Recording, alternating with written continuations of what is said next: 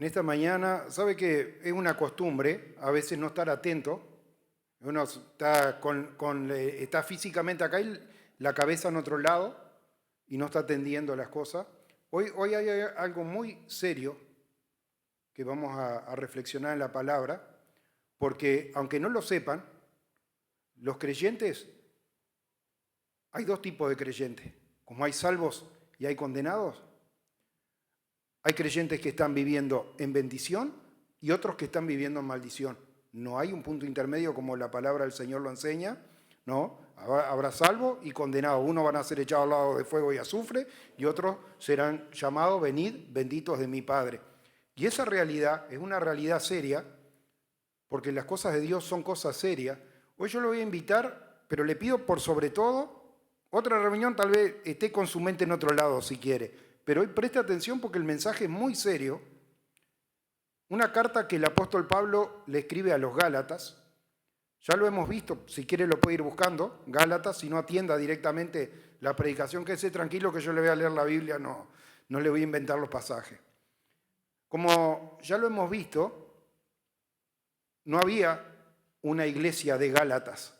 Usted no puede, si viajara en el tiempo o hoy fuera a visitar un lugar histórico, decir, esta es la iglesia de Gálatas, porque Galacia era una región de donde estaba la abuela de Timoteo, la madre, el propio Timoteo, iglesia levantada por la obra misionera del apóstol Pablo, su primer viaje misionero, porque iba con Bernabé en ese momento, ya después los otros viajes los hizo con Silas, como usted sabrá.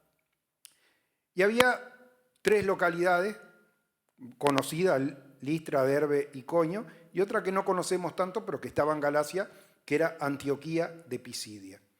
Y allí ocurrió algo, por eso le digo que las cosas de Dios son cosas serias, porque, mire lo que le voy a decir, hubo una confrontación del apóstol Pablo con Pedro. Y el apóstol Pablo le escribe a los Gálatas, porque si usted podría decir, le hace esta historia, esto ocurrió y lo relata, en el capítulo 2, versículo 11, el título dice, Pablo reprende a Pedro en Antioquía. No es que el apóstol Pablo vino a contar lo que había pasado en una región que era ajena a donde estaban, sino que le escribe una carta que era para las 4 iglesias y le dice, yo por ejemplo, ayer estuve en la iglesia reunido en el templo en Juan Lacase. Y es como si yo hoy, pero estamos dentro de una misma región, que es el departamento de Colonia. Estoy en la ciudad, que se llama Colonia del Sacramento, pero es un estado que se llama Colonia, que tiene varias ciudades, entre ellas Juan Lacase. Entonces, cuando yo vengo y le digo, porque en Juan Lacase pasó algo, le estoy hablando algo que concierne a la región donde usted está. No le estoy diciendo, sí, allá en África hubo una campaña y se convirtieron tantas personas en Etiopía, por ejemplo. No, le estoy hablando cosas, hermanos, que nos atañen a nosotros. El apóstol Pablo le escribe a esta región cartas que iban dirigidas a que fueran leídas, como en varias oportunidades lo dice, la carta esta sea leída en tal lugar, iba dirigida y era necesario que no solamente la gente de Listra, de Derbe o de Iconio las conociera, la gente de Antioquía las sabía porque habían estado, pero como dice la verdad el apóstol Pablo, no tiene problema de decir, mire lo que nos pasó, como si dijéramos, ayer en la reunión de Juan Lacase, dice, hermano, pasó esto en la región de Antioquía. Y nos hace la historia, hermano, que no es para hablar de las disensiones, pero sí es para hablar, hermano, de que uno tiene que defender la verdad de Dios y que no hay verdades con las cuales no se puede transar. Se había quedado en Jerusalén de alguna manera la iglesia, a pesar de haber recibido el Espíritu Santo y todo lo demás, se habían quedado un poco rezagados. Porque, hermano, esto es como un camino. Hay gente que ya partió con el Señor y hay otros que estamos todavía en el camino. Y, hermano, no todos están a la misma distancia de alcanzar la meta. Porque, hermano, hasta que no venga el Señor y nos llama a todos juntos, unos partirán antes, otros partirán después. Y en el camino del Señor es lo mismo. Hay gente que está más avanzada en las verdades de Dios y otra que viene más rezagada. Y lo peor, hermano, es que cuando esa gente que está rezagada tiene allí como atado por una soga a alguien y no lo deja avanzar y lo tiene allí arraigado. Bueno, eso pasaba en la iglesia de Jerusalén, allí uno de los que presidía, hermano en la carne de Jesús, ¿no? Jacobo, y allí todos lo tenían tenían miedo de hablar y de decir las cosas, y los propios apóstoles llamados por Jesucristo estaban allí de alguna manera bastante sujetos a esas cosas, al punto de que cuando salen a visitar las iglesias y viaja el apóstol Pablo y conoce la iglesia que estaba en Antioquía,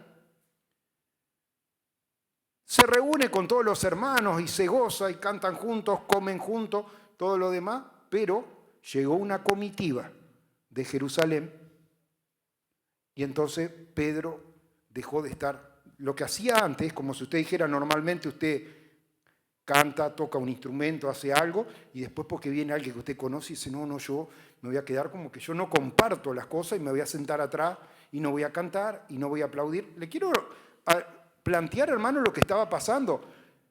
Pedro llega a Antioquía, comparte con la iglesia, comparte con los hermanos, come con ellos, todo lo demás, pero un día llegó una comitiva, llegaron gente de otra congregación, vamos a decirlo en términos modernos, y Pedro dejó de estar con los hermanos, como que no se juntaba, como que no estaba de acuerdo, como que no compartía ciertas cosas. Y esto no solamente lo hacía Pedro, se encarga de aclararnos el apóstol Pablo, dice, sino que el propio Bernabé, que era el compañero de misión del apóstol Pablo, dice, fue arrastrado en esta simulación. Hermano, las cosas de Dios, hermano, Dios nos conoce y nos ve a cada uno como realmente somos. Y si nos puede ver, hermano, de una manera justa, no es por nuestra justicia, sino por la obra de Jesucristo. Una cosa muy importante acerca de este pasaje, para que usted lo estudie en su casa, porque yo no me quiero dilatar leyéndole una historia que creo que se la resumí bastante apropiada y se la expliqué como para que usted pueda leer Gálatas 2, versículo 11 en su casa, porque no es lo principal que yo quiero leer, porque como le expliqué, esta diferencia que había y en la cual Pedro y el propio Bernabé y otros fueron arrastrados, hacían una diferencia entre ser un bendito o ser un maldito. Y una cosa, hermano, que aprendí hace no muchos años, pero escuchando una predicación grabada de hace 20 y pico de años atrás por el pastor Reinaldo Gómez, que era el líder de la iglesia acá, que ya partió con el Señor hace 20 años atrás, arranca esa predicación. Yo me encargué de restaurar muchas cintas y volverlas a poner en YouTube y etcétera, etcétera. Y él dice, ¿quién bendice? Preguntaba. Arranca así el mensaje. ¿Quién es el que bendice? ¿Quién es el que bendice? ¿Qué le parece a usted? Dios es el que bendice. Dice, ¿y quién es el que maldice? Preguntaba en aquella predicación. Y aclara, dice, por ahí usted se sorprende, pero yo le voy a demostrar por la palabra, que el que maldice también es Dios. Si usted lee desde el principio de la Biblia, ¿no? Dios crea allí los animales, las bestias marinas y todo lo demás, y los bendijo, y le dijo, multiplicaos. Y luego crea, dice, hagamos al hombre a nuestra imagen y semejanza, y si los bendijo Dios, y le dijo, dos veces tiene usted en el capítulo 1 allí, la bendición de Dios. Luego viene la serpiente y engaña con su astucia a Eva y todo lo demás, y allí dice, Dios primero maldice a la serpiente. Maldita serás tú, dice, te arrastrarás, serán enemigos, etcétera, etcétera. Y echó al hombre del huerto del Edén y maldijo la tierra, dice, maldita será por tu culpa, la tierra, dice, producirá cardos, abrojos, etcétera, etcétera. Así que, hermano, yo en los primeros 2 capítulos de la Biblia, usted ve bendiciones, en plural, de Dios, y ve maldiciones, en plural, que proceden de Dios. Ahora, lo que yo quiero destacarle en esta mañana está en el capítulo 3 de Gálatas,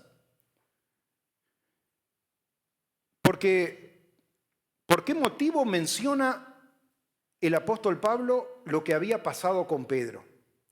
Se lo menciona a las 4 iglesias porque las 4 iglesias estaban viviendo en la misma actitud, tomando partidos, separándose entre ellos. Uno, yo creo esto, yo creo lo otro. No lo leyó en la palabra, uno decía, yo soy de este, yo soy del otro, yo soy de Pedro, yo soy de Cefa, yo soy de Pablo. ¿Qué quería decir ser de Pablo, ser de Pedro? Decir, no, yo hago como Pedro, no me junto con estos. Porque estos son pecadores, son estos, no guardan la ley, no hacen esto, no hacen aquello. ¿Y qué era ser de Pablo?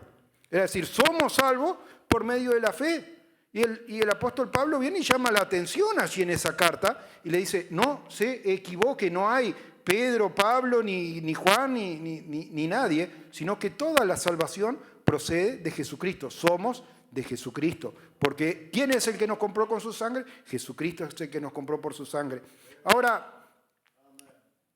dice, el Espíritu se recibe por fe. Capítulo 3. Hoy vamos a leer un poquito más que lo habitual, porque vamos a leer hasta el versículo 18 de este pasaje, pues yo quiero que a usted le quede claro, basado en la palabra, lo que yo le voy a decir. Porque se va a sorprender, hermano. Entre otras cosas, yo le voy a afirmar en esta mañana que el primer pacto fue el pacto de la fe. Y se lo voy a mostrar por la palabra, hermano, de que el primer pacto fue el pacto de la fe.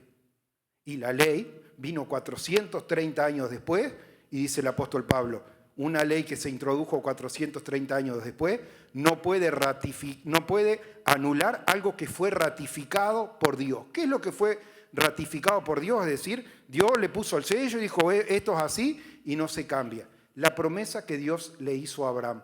¿Cuál es la promesa que Dios le hizo a Abraham? En tu simiente, y aclara el apóstol Pablo, dice, la simiente, no el pueblo de Israel, la simiente que es Cristo. En Cristo, por la fe, en tu simiente, serán benditas todas las naciones de la tierra, hermano. Ese es el pacto de fe que Dios hizo y ratificó en un principio, y que la ley fue añadida 430 años después. Vamos a llegar a esto, pero acá, ¿por qué se ve la necesidad de enseñarle estas verdades a estas 4 iglesias que estaban en la región de Galacia? Porque muchos estaban en esa actitud. Unos creían de una manera y otros creían de otra manera, y la palabra de Dios nos va a mostrar en este propio pasaje del apóstol Pablo que hay benditos y hay malditos. Y la bendición o la maldición, hermano, depende enteramente de acogerse al plan de redención trazado por Dios desde la eternidad, porque como dije fue 430 años anterior a la promulgación, a que Dios diera la ley allí en el monte Sinaí. Dios ya hizo esta promesa y ya señaló la simiente en la cual sería bendita toda la tierra. La tierra no sería bendita en la ley que vendría después, sino que las personas que vendrían después serían benditas en la simiente que es Cristo, enseña la palabra. Pastor Renzo está ahora, según dio testimonio, mirando un poco la Biblia en inglés también y tantas versiones más, porque es importante acá el versículo 1, si lo lee en la versión en inglés, dice, oh Gálatas insensatos, ¿quién os fascinó para no obedecer la verdad? En la versión en inglés dice bewitched, que quiere decir, ¿quién los embrujó? ¿Quién los encantó para que ustedes, quién los distrajo? ¿Quién fue tan hábil, como dice la palabra, como la serpiente con su astucia engañó a Eva? Me temo que los sentidos de ustedes puedan ser también desviados, dice la palabra. Y acá nos vuelve a hablar de lo mismo. Dice, ¿qué puede haber obrado para que ustedes se hayan desviado de la mirada del único Salvador? Oh Gálatas insensatos. Le hice la introducción, hermano, porque lo mismo ya había pasado en una de las iglesias, de las 4 iglesias de esa región, y ahora dice, oh Gálatas insensatos, ¿quién os fascinó para no obedecer a la verdad? A vosotros ante cuyos ojos Jesucristo fue ya presentado claramente entre vosotros como crucificado. Eso solo quiero saber de vosotros. ¿Recibisteis el Espíritu Santo por las obras de la ley o por el oír de la fe? Acá recurre, hermano, al testimonio a los que habían dentro de aquellas 4 iglesias recibido el Espíritu Santo. Dice, ¿cómo alcanzó usted a recibir el Espíritu Santo? ¿Guardando esto, guardando aquello, o porque creyó en esa obra completa de Jesucristo? ¿Tan necios sois, habiendo comenzado por el Espíritu, ahora vais a acabar por la carne? ¿Tantas cosas habéis padecido en vano, si es que realmente fue en vano? Aquel, pues, que os suministra el Espíritu y hace maravilla entre vosotros, ¿lo hace por las obras de la ley o por el oír de la fe?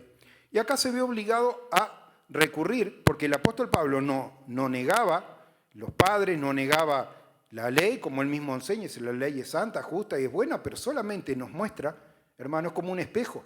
El espejo no es ni malo ni bueno, nos muestra si estamos peinados, despeinados, con la cara sucia o lo demás, pero el espejo no puede hacer nada, no nos puede limpiar la cara, no nos puede peinar, solamente puede mostrarnos en qué cosas nosotros estamos equivocados, pero es incapaz totalmente de corregir lo deficiente. Y entonces el apóstol Pablo le tiene que recurrir. El apóstol Pablo, como yo decía, era un firme predicador, hermano, de toda la palabra. Cuando dice, le leyó las Escrituras, iba el apóstol Pablo y se paraba y se tiene una palabra para compartir y se paraba y leía. ¿Qué era lo que leía? No leía Apocalipsis porque no se había escrito. No leía alguna de sus cartas porque fueron escritas. Esto, como yo le dije, ocurre en el primer viaje misionero, hermano, este hecho que subraya el apóstol Pablo, que luego tiene que escribirle a la iglesia, tal vez posterior, pero esto ya había pasado en el primer viaje misionero. En lo primero ya fue como la serpiente con su astucia engañó a Eva. De la misma manera allí, hermano, sin querer, fueron otros a perturbar la fe, la seguridad de la salvación de los que habían recibido no solamente la palabra, sino la confirmación a través del Espíritu Santo, y ahora se estaban apartando de eso. Y sabed que tanto que los que son de la fe, estos son hijos de Abraham. Y la Escritura, previendo que Dios había de justificar por la fe a los gentiles, dio de antemano la buena nueva a Abraham diciendo, en ti serán benditas todas las naciones de la tierra. Porque esta otra de las cosas, hermano, que la gente tiene que nosotros como creyentes debemos terminar de aprender. ¿Sabe cómo se refiere cuando la palabra de Dios dice Abraham? Como dijéramos Daniel el uruguayo, ¿cómo se refiere a Abraham?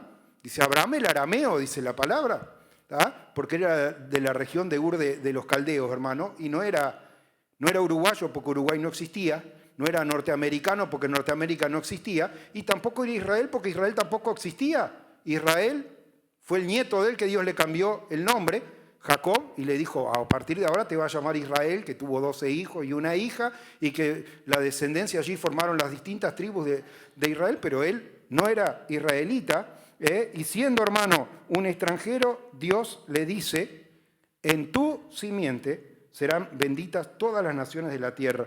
De modo que los de la fe son bendecidos con el creyente Abraham. Veo que para no perder nuestra mirada del tema que estamos tratando, como yo le dije, esto trata de bendición y de maldición. Y como en el capítulo 1 y 2 de Génesis, nosotros podemos ver ese contraste de un mismo Dios bendiciendo y de un mismo Dios maldiciendo. Acá el apóstol Pablo nos señala el plan de salvación de Dios mediante el cual hay personas que son benditas y hay personas que son malditas.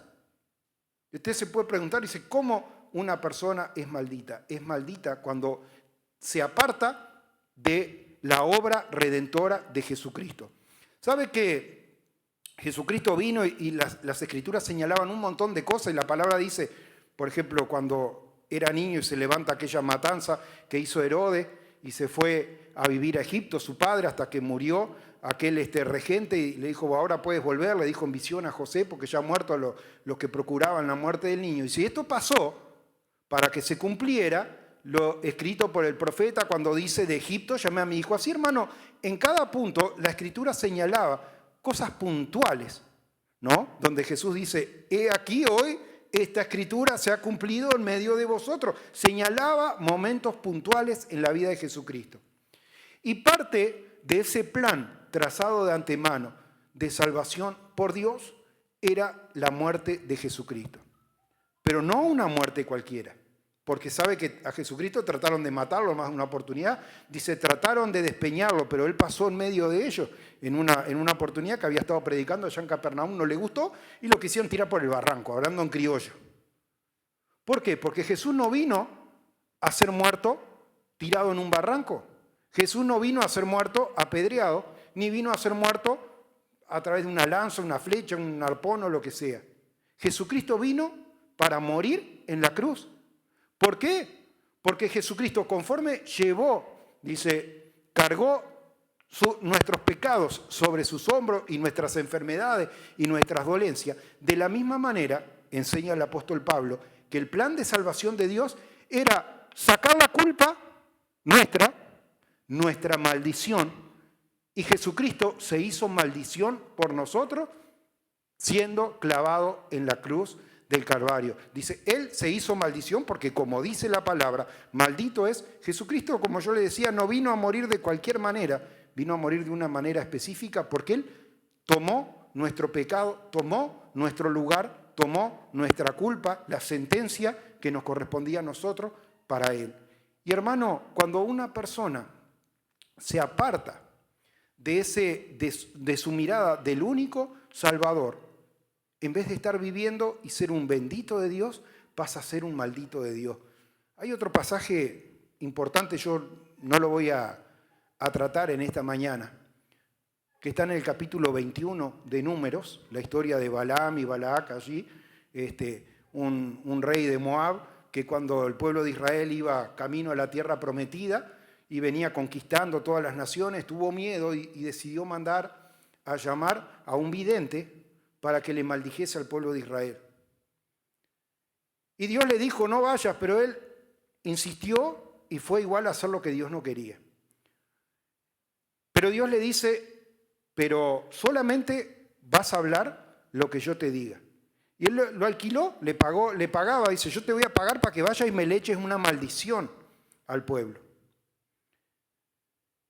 Y por 3 veces seguidas, Dios dice, el Espíritu de Dios vino sobre él, el Espíritu de Dios vino sobre él y comenzó a bendecir.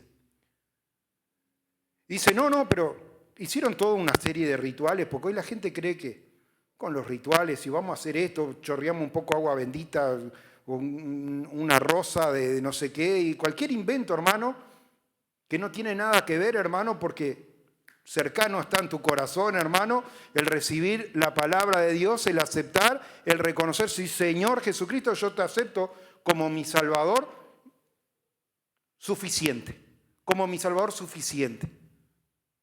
Hermano, allí fueron y se construyó 7 altares y mató un becerro y una oveja y no sé qué historia y le ofreció y todo lo demás. Y se comenzó allí a bendecir al pueblo de Israel. Dice, no, dice, te pagué para que lo maldiga. Vení, te lo voy a mostrar de otro lado. Y allá iba y lo miraba al pueblo de Israel. ¿Y sabe qué es lo importante? Lo llevó a 3 lugares diferentes para ver al pueblo de Israel. Y en todo ese relato que Dios da, dice, yo veo al pueblo como justo. Si usted lea el capítulo 21 de Números, como yo le digo, y vea cómo Dios veía al pueblo de Israel.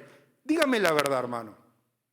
¿Usted cree que el pueblo, por sus obras, por su conducta, como puede ver del pueblo de Israel, que era un pueblo rebelde, contumaz, y siempre estaban en desacuerdo, tenían pan y querían carne y querían agua, y no les venía bien nada, y tenían carne, agua y pan, y querían la cebolla que tenían en Egipto para comer por balde? Porque, hermano, hicieron cualquier cosa desagradable a Dios. Sin embargo, cuando llegó el momento de que fuera una persona en nombre de Dios a maldecir al pueblo, le podía maldito por esto, por aquello, porque nosotros miramos al hermano y le vemos todas las imperfecciones, que tal vez no nos vemos a nosotros mismos cuando nos miramos en el espejo. Pero ¿quién con la mano en el corazón no mira al otro y le ve alguna imperfección? Dice, este canta desafinado, este otro no ora, este pone moneditas en la ofrenda, cualquier cosa, hermano, que usted haga mirando despectivamente la actitud del hermano. Porque así somos nosotros, y si en la carne hubiera visto un montón de imperfecciones en el pueblo de Israel, pero atienda, hermano, que cuando fue a maldecir al pueblo, no pudo más que proferir bendición, porque el que maldice o el que bendice es Dios. Y Dios los bendice y da testimonio que los ve como justos. ¿Por qué, hermano? Porque hay un plan de salvación de parte de Dios. No es que hoy nosotros nos salvamos de una manera y los que vivían en el Antiguo Testamento se salvaban porque guardaban la ley.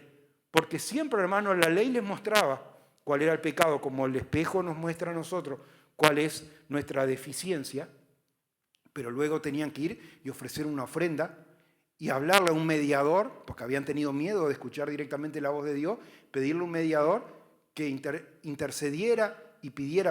Por eso es que la palabra de Dios en la carta a los Hebreos nos enseña con claridad de que ahora tenemos un sumo sacerdote, un mediador justo que tiene acceso directamente, tiene llegada, como se dice hoy en tiempos modernos, tiene llegada directamente con quién, nada menos que con el Padre. Y allí, hermano, Él es fiel y justo para que si nosotros venimos y Señor, sé que soy indigno, sé que soy pecador, sé que esto, aquello, pero límpiame en tu sangre.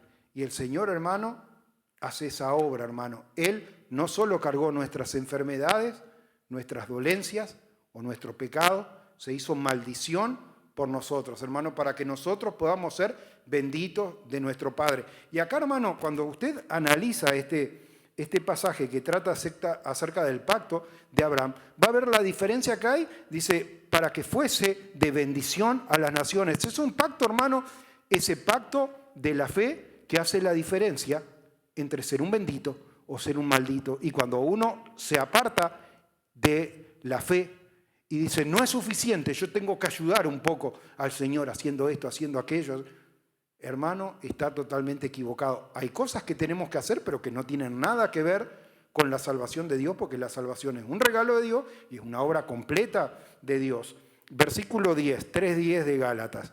Porque todos los que dependen de las obras de la ley están, ¿qué dice? Están bajo maldición. Por eso yo le digo, hermano, sin saberlo, el que escucha hoy, sepa hoy, no lo sabía hasta ahora, pero sepa que puede estar en bendición o en maldición. En bendición, si usted por la fe cree en la suficiencia de la promesa confirmada de Dios. En maldición, si usted dice no alcanza lo que hizo, tengo que hacer esto y aquello. Y acá nos dice la palabra. Leo de nuevo, Gálatas capítulo 3, versículo 10, porque todos los que dependen, todos, no algunos, todos los que dependen de las obras de la ley están bajo maldición, pues escrito está, maldito todo aquel que no permanecer en todas las cosas escritas en el libro de la ley para hacerlas.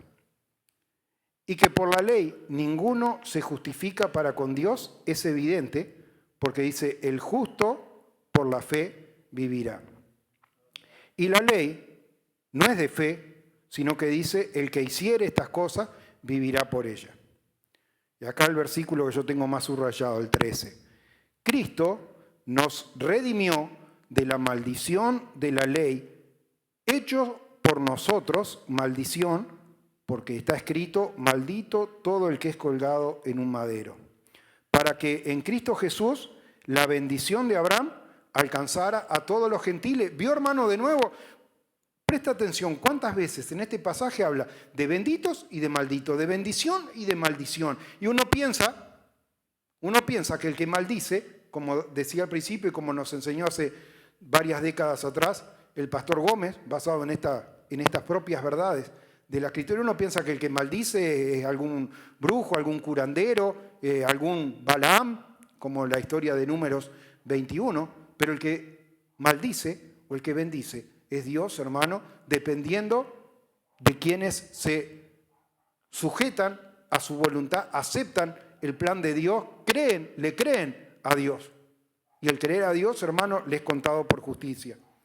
Para que en Cristo Jesús la bendición de Abraham alcanzase a los gentiles, a fin de que por la fe recibiésemos la promesa del Espíritu Santo. Le está hablando, hermano, no de cosas que todavía no tenían. Le está hablando de cosas, dice, ¿cómo recibieron ustedes el Espíritu Santo? Le escribe una iglesia, hermano, que había recibido el Espíritu Santo y que les tiene la necesidad de recordarle, decirle cómo fue que pasó esto, cómo ocurrió esto. Fue por la fe, hermano. Fue un día realmente esperando allí en oración. Recuerde la situación de la iglesia en Jerusalén. Se iba Jesús allá en la nube y quedaron mirando. Dice, hemos quedado solos y allí en oración, en una pregunta tal vez que cada uno se formulaba. Sí, Señor, ¿cuándo vas a regresar? ¿Qué tenemos que hacer? Nos mandaste a quedarnos acá. Parecían todas las reuniones iguales por 50 días. Hasta que allí en el día de Pentecostés, en el día que Dios señaló, porque Dios conoce los tiempos y las sazones, en aquel momento vino el Espíritu y allí todo lo que no entendían, a pesar de que sabían la Biblia de memoria, como ya lo he señalado en otras predicaciones, Pedro se paró y empezó a recitar cosas que no tenía una Biblia para leer, no tenía un pergamino, no tenía un rollo, pero todo lo que conocía de niño ahora cobraba sentido porque el Espíritu Santo, dice la palabra, nos guía a toda verdad. Hermanos, hablo en términos humanos, un pacto, aunque sea de hombre, una vez ratificado, nadie lo invalida ni le añade. Ahora bien, a Abraham fueron hechas las promesas y a su simiente, no dice y a las simientes, como si hablase mucho, sino como si hablase de uno, y a tu simiente, y nos aclara por si alguno no entendió, dice la simiente, dice la cual es Cristo. Y acá viene, hermano, el pasaje tal vez más importante de la reflexión de esta mañana, el versículo 17, dice, esto pues digo, 2 puntos. El pacto previamente ratificado por Dios. ¿Cuál es el pacto ratificado por Dios? El que Dios acordó con Abraham para con Cristo. La ley que vino 430 años después no la abroga para invalidar la promesa. Hermano, qué importante. Yo acá, alrededor de este recuadro que tengo marcado los 430 años y etcétera, etcétera, lo que sí tengo muy marcado, y dice, primer pacto de la fe.